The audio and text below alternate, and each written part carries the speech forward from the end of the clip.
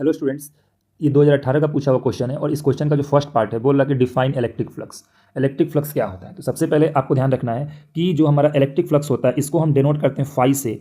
और किसी भी क्लोज सरफेस के थ्रू अगर आप इलेक्ट्रिक फ्लक्स पूछे तो इलेक्ट्रिक फ्लक्स किसी भी क्लोज सरफेस के थ्रू कितना होता है? ये होता है कि measure of number of electric field lines passing through the surface. जैसे इस सरफेस की बात करें तो यहाँ से 3 इलेक्ट्रिक फील्ड लाइंस पास कर रहा है तो इसका इलेक्ट्रिक फ्लक्स कितना हो जाएगा? 3 हो जाएगा। ठीक है, तो इसका डेफिनेशन मैं आपको बोल दे रहा हूँ, आप उसको लिख लीजिएगा। Electric flux over an area in an electric field is the measure of number of electric field lines crossing this area. तो जितना भी electric field line in area को क्रॉस करेगा वही क्या हो जाएगा? इलेक्ट्रिक फ्लक्स हो जाएगा। इलेक्ट्रिक फ्लक्स का जो फॉर्मूला होता है, एक फॉर्मूला होता है total charge inside the surface upon epsilon naught, और जो दूसरा होता है E electric field E dot D ए।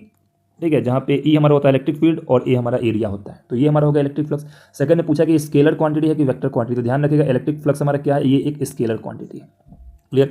अब थर्ड क्वेश्चन को थोड़ा सा हम लोग को ध्यान से देखना है। थर्ड पॉइंट में बोल रहा है कि एक चार्ज क्यू है at a distance d/2 directly above the centre of square of d। मतलब ये आपको एक स्क्वायर देकर रखा हुआ है जिसको अभी हम अंडरलाइन कर रहे हैं। हमारा क्या देकर रखा हुआ है? ये हमारा एक स्क्वायर देकर रखा हुआ है। ठीक है, और इस स्क्वायर का लेंथ कितना है? d है। और ठीक इस स्क्वायर के जस्ट सेंटर पे और d/2 डिस्टेंस अबव, ठीक है, इसके सेंटर पे d/2 डिस्टेंस अबव पे हमारा क्या रखा हुआ है? चार्ज क्यू रखा हुआ है। तो बोल रखा है कि गॉस लॉ का इस्तेमाल करके बताइए कि कितना इलेक्ट्रिक फ्लक्स इसके थ्रू पास होगा। तो सिंपल सा है कि एक बात आपको ध्यान रखना है कि इलेक्ट्रिक फ्लक्स हमारा जब भी पास होता है वो क्लोज सरफेस के थ्रू पास करता है। और जो ये स्क्वायर है ये तो हमारा ओपन सरफेस है, तो इसको हम स्क्वायर को क्लोज सरफेस में कन्वर्ट करेंगे। तो स्क्वायर हमारा हमेशा क्यूबिकल क्लोज सरफेस में कन्वर्ट होता है। इसको क्लोज सरफेस बनाने के लिए हम क्या करेंगे? इसका 5 फेस हम और बना देंगे फर्स्ट, और इसका 5 फेस हम बना देंगे और भी। तो ये हमारा क्या हो जाएगा? इसका हमारा क्लोज। अब देखिए इसको हम जैसे ही मिला दे रहे हैं तो देखिए अब जो आपको चार्ज है ये d डिस्टेंस ऊपर और ऊपर से भी d/2 डिस्टेंस ये आपको नीचे दिखाई दे रहा होगा। इस क्यूब का जो पूरा एज हो जाएगा ये हमारा कितना हो जाएगा? d हो जाएगा।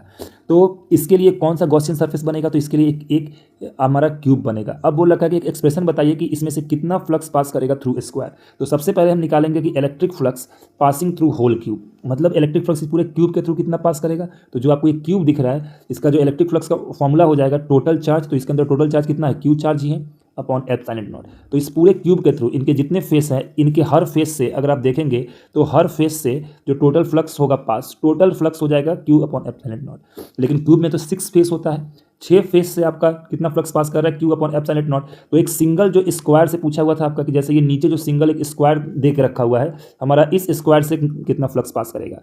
तो एक फेस के से जो फ्लक्स पास करेगा वन साइड से वो हमारा हो जाएगा टोटल फ्लक्स का 1/6 हो जाएगा। क्योंकि 6 फेस से अगर Q upon epsilon not pass कर रहा है तो एक फ्लक्स से कितना पास करेगा? Q upon epsilon not divide by 6। तो ये फ्लक्स थ्रू स्क्वायर फेस कितना आ जाएगा? Q upon 6 epsilon not. Okay, अब हम आ रहे हैं क्वेश्चन नंबर बी पर।